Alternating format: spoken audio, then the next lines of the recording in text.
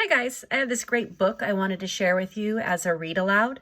I'm going to read a chapter a day and I will update the chapters so you'll be able to follow along and hear a book that I would be reading in class. This book is called No Talking by Andrew Clements. It's one of my favorites and Andrew has a whole bunch of great books to read. Zipped. Dave Packer was in the middle of his 4th hour of not talking.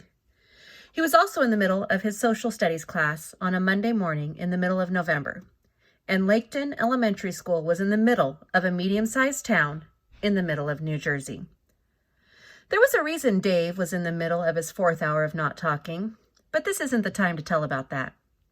This is the time to tell what he figured out in the middle of his social studies class. Dave figured out that not talking is extra hard at school. And the reason?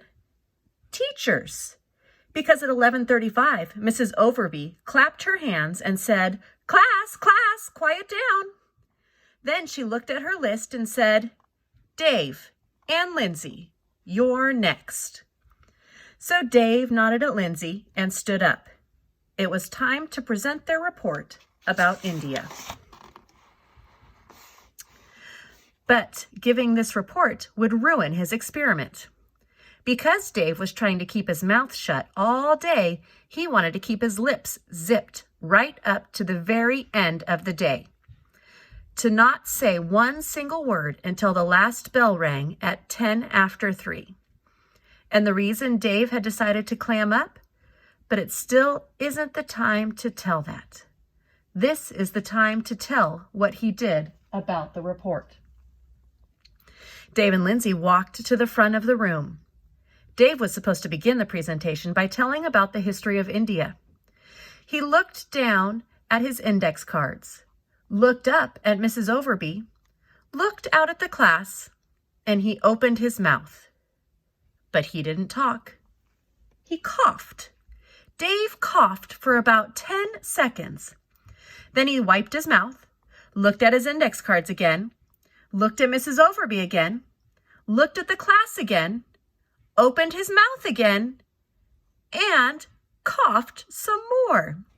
He coughed and coughed and coughed until his face was bright red and he was all bent over.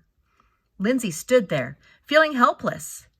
Dave hadn't told her about his experiment, so all she could do was watch and listen to his horrible coughing. Lindsay's opinion of Dave had never been high, and it sank lower by the second. Mrs. Overby thought she knew what was happening with Dave. She had seen this before.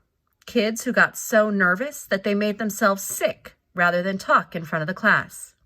It surprised her because Dave wasn't shy at all. Ever. In fact, none of this year's 5th graders were the least bit shy or nervous about talking. Ever. But the teacher took pity and she said, "You'd better go get some water. You two can give your report later." Lindsay gave Dave a disgusted look and went back to her desk. Dave nodded at Mrs. Overby, coughed a few more times for good measure, and hurried out of the room.